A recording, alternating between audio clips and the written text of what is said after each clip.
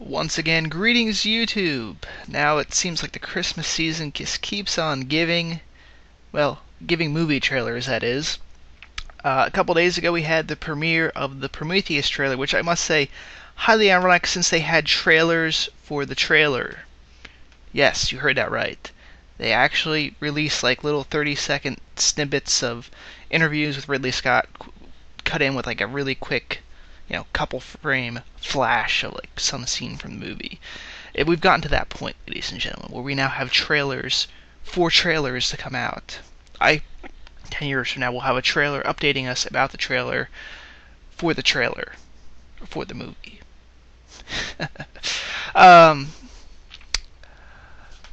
Which is, of course, the subject of this week's podcast. I know I'm a couple days late. I was going to make this as soon as I saw the first trailer, but I've been busy. It's the holiday season, guys. Give me a break. Alright, first off, I want to address one thing that I saw a couple of people comment about this trailer. And that's what they were saying. Oh my god, they'd have the Inception sound. Oh, they stole the Inception sound. How dare Ridley Scott steal Christopher Nolan's Inception trailer sound. Let me put this out. When it comes to this franchise right here, Ridley Scott was the one that was stolen. Because that other high-pitched, beep sound, I know that's not exactly how it sounds, but regardless, that sound is from the original Alien trailer, and like many things Hollywood has ripped off or taken from the Alien franchise, this just shows how influential the Alien franchise actually is.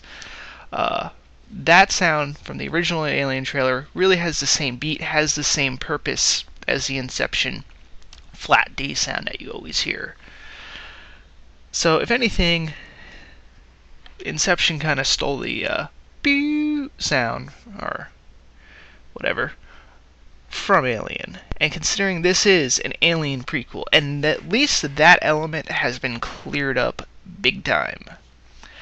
Because in this trailer, you clearly see the alien, the space jockey ship.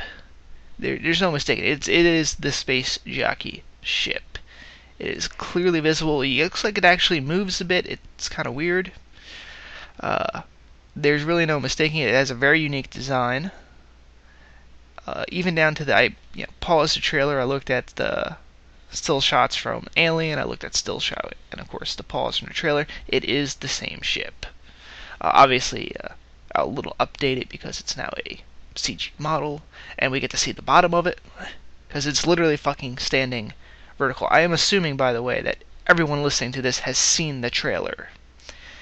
It's only a minute long. Go watch it. I don't know why you would watch a trailer reaction before you saw said trailer. Anyway, so with that present, it's clear. And not to mention with taking the same sounds from Alien, with taking the same title reveal as Alien, where they have like the little lines slowly form piece by piece. It's classic, that's classic title reveal from Alien, which is one of the more iconic, more unique title reveals there are. Probably up there with The Thing and maybe the Terminator, but yeah. So that's been settled because a lot of people have been debating, and Ridley Scott's given a lot of, how should we put it, mixed messages on whether this is an Alien prequel or not. It's at least now been settled. This takes place in the same universe as Alien, and it has connections with aliens. It's not going to be like one of those soldier connections to another Ridley Scott film, Blade Runner. Yeah, the Paul W.S. Anderson film Soldier takes place in the same exact universe as Blade Runner does. Ironically enough, actually, Blade Runner was supposed to, in Ridley Scott's mind, be a prequel almost taking place at the same time as Alien. Of course, though, since Blade Runner based on Do Androids Dream of Electric Sleep? Cannot speak this morning. Do Androids Dream of Electric Sheep? it obviously has an origin that's completely separate, but so that's not widely accepted as much nowadays. But regardless, there's some other little clues. I mean, it is really a teaser trailer, so the purpose of a teaser trailer is they don't reveal too much. However, it starts off, it sounds like Charlize Theron's voice. Now, I could be wrong. There is some garbling. It's obviously a bit muffled with the transmission. But you hear at first going, "Oh, I was wrong. We were all wrong."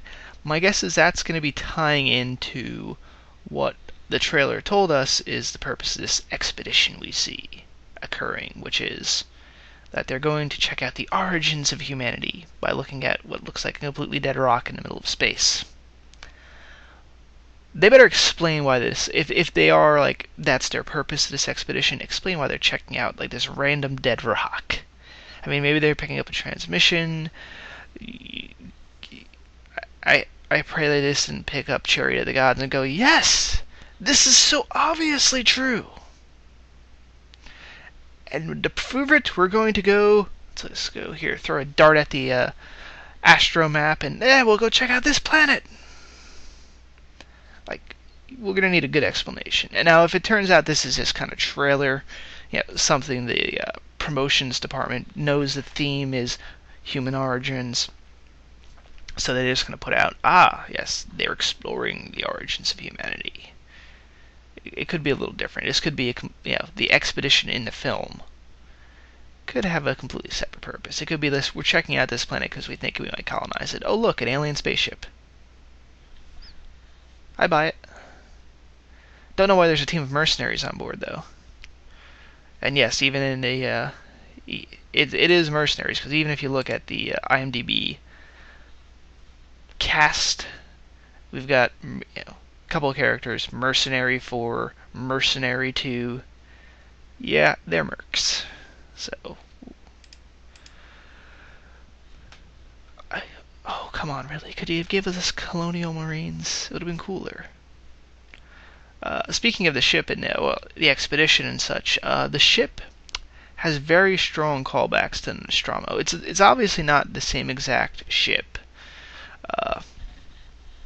but it obviously they really looked at the Nostromo and go, okay, we want a ship in the same vein. It looks like it comes from the same technology base. Slightly different purpose in that the Nostromo was supposed to be a towing vessel, but you want the ideal that the same shipyard or the same engineers and designers built the same vessels, and in that case, it looks fairly good.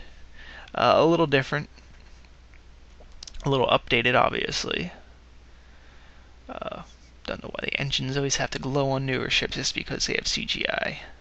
In reality, if you're floating around in space, your engines aren't going to be going on 24/7 like that. But alas, another big thing is it's on the poster. You see a quick glimpse of this in the trailer, and a lot of the stills that are released, you have this big chamber, which I'm guessing is inside the ship. I mean, really in Aliens, you only saw a part of it, which is a huge human face. So whether they're going to reveal the space jockeys are humans, or that they created humans. Now, if they do that, it's interesting. It's kind of, what? Really? The Chariots of the God thing really kind of, gods, I should say, really kind of passed the buck in the early 90s. Not past the buck, but past its time of interesting thing. And I think it's been rather solidly disproven. Not a whole lot of evidence actually within the book, just aliens built the pyramids. Why be too advanced? Not really, no. You can do it now, it just takes a lot of time. This is why it took an entire lifetime for them to build the things. But let's not get drawn into that type of conspiracy theory debate. Because it's a movie, guys, relax. But it would explain, actually, if the space jockeys are involved with human biology, why the xenomorphs, the aliens from Alien and Aliens, and Alien 3, and Alien Resurrection, and AVP, and AVP Requiem, can, in fact, face hug a human and cause it chest burst. It would make perfect. Really, think about it. It makes perfect sense now. If they're tied into the same biology, it does explain why they would kind of fit humans, why they would be able to functionally attack humans, and all that fun stuff. Even though in Alien 3 they did also do the same thing to a dog. Maybe there'll be a dog statue over there somewhere too. Actually, that would be a great idea for a movie. They do the whole charity of the god things, only it turns out instead of humans, the aliens came down and fucked with cows. Aliens created bovines. That's a little bit of a digression, I know. Speaking of, I said earlier about the mercenaries, we did see some gunfire and stuff happening, but we don't see anything attacking the people. We see one character, it looks like he does, the John Hurt. Let me put my face in this weird looking object sitting on the floor, which, by the way, in the chamber with the face, you see these egg looking objects. I don't know if they're going to be tied into the xenomorphs, like these are proto-eggs, this is how they grow the eggs first. Because in a lot of the lore for the aliens, the equivalent of like the Star Wars EU, it's kind of implied that the xenomorphs were created by the space jockeys as a weapon. So you would assume that before there's a queen, even that they did kind of genetically just kind of grow the eggs. So are these maybe some sort of genetic dispatchers of some sort, genetic modifier things that can turn into eggs, but maybe turn into other things too. Maybe it'll mutate, because this looks like it sprays directly into somebody's face, and almost like it's melting their chest or spacesuit. Which, by the way, visually, things look very much like they do in Aliens. I'm talking about costume design. Obviously, it's a little different. It's not as... The suits they're wearing are not as rugged looking as the spacesuits they wore in Alien. But it's supposed to be, I guess, a higher-end corporate expedition. These aren't the truckers in space, which Alien was supposed to depict. That was what Ridley Scott, they said they were going for, this look of truckers in space. This is a fancy-pants corporate expedition. Scientists, I believe Charlize Theron's character is supposed to be an executive with the Waylon, not Waylon, cannot speak, sorry. Waylon Chani, double check real quick. Doesn't say much on her character. Oh well. Yeah, but I have read she's supposed to be an executive, so it kind of makes sense that it wouldn't be the exact same stuff. Obviously, these guys are going to have the better tech, the fancier stuff, the much more breathe-worthy not breathe-worthy, but the nicer equipment. Although there is a quick shot of what looks like either a mechanic or somebody driving the ship. He looks like he has the same style of jacket and the same style of look as Yap Koto's character in Alien. So it does feel like it is in the same universe. And I think from some of the interior shots and design, again, it looks like this ship was built by the same architects. Whether that's purposely done, whether they actually brought in the original art designers from Alien, hey, it's possible. I haven't looked through the entire cast yet, but hey, if you know that to be the truth, post it up in the comment section. What else should I hit on? I am interested in how we see this space jockey ship in action. Oh, by the way, we also see, speaking of the space jockey ship, we see that telescope bed-looking thing. It looks like it's coming out of the ground. Now, whether this is making me wonder this is the same ship we see in Alien. Like whether at the end of this movie... Yeah. Whether at the end of this movie it's going to be like they fly away and then we start hearing hey, the Nostromo's approaching. Should we warn them? No. We'll see what happens. Reprogram the android on board to protect the whatever they find. Something devious around like that, because I have a feeling if they're going to tie it directly into Alien, that's how it's going to be. However, this could be a completely separate ship because it looks like it blows up in midair. I mean, not only do we see it go like completely vertical and what looks like a fucking eruption, and then crashes back down in a rather apocalyptic look. I can buy that. Speaking of which, I know some people will probably complain that it looks like the planet looks a little different. I can just buy that the day the Nostromo landed in the area and particular region it did, it was just a really stormy day. This looks like they were doing it on a clear day. That's my explanation for that. But yeah, it does look like a ship blows up, and then what we see in the trailer, it's possible we could have two separate alien ships, that they maybe go check out the one, another alien ship comes, and when it goes vertical like that, it's maybe set to like shoot the other alien ship down, which would be kind of cool.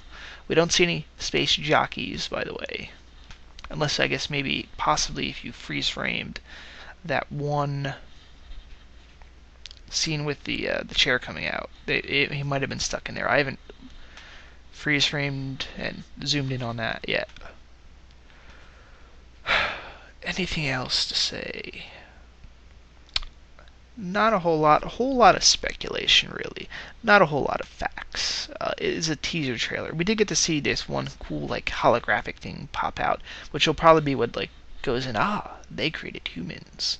It's here in their records. Maybe. There certainly looks like going to be some action in here. We saw people with flamethrowers. I don't know why. If it's a scientific expedition, they went, yeah, we're going to need a flamethrower. We saw people with some pistols shooting. There's obviously mercenaries.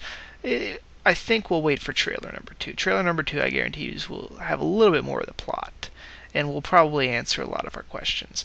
Now, whether an alien actually shows up, that's, well, and what I mean by alien, I mean the xenomorph, the classic long banana-headed alien. Whether that shows up or not, debatable. I'm somewhat thinking that Ridley Scott's not going to have the xenomorph in here. It'll be the one element missing, which just makes it, a reason why it's not technically an alien movie, because it doesn't have that particular alien. But I don't mind. It's expanding the universe. This is making it rather actually one of the larger major motion picture movie universes. It has now what? It's connected officially with Predator. So we've got 3 Predator films, 2 AVP films, 4 pure alien films. That's 9 movies in the entire franchise. This is going to make the 10th film in this entire large universe. Not a whole lot of film universes have over 10 films attached to them. I mean, you're looking at a small cadre right there of, like, James Bond, and even it's debatable how many of the James Bond films are actually interconnected. Harry Potter. I could think of more, but we've gone on for 18 minutes. I'm liking this. Like I said, I'm going to wait for trailer number 2. I have a feeling trailer number 2 will explain much more of the plot, the characters, purpose of all the expedition, all that fun stuff. So, signing off for now. Oh, and since I'm posting this on Christmas Eve, a very Merry Christmas to you all. I will probably have a Christmas video of some sort. Probably a review. I did get Dead Island as an early Christmas present from a friend, and I've been playing that. I will probably do an early review of Dead Island, assuming I don't get something completely random and awesome for Christmas. Merry Christmas, guys. Signing off.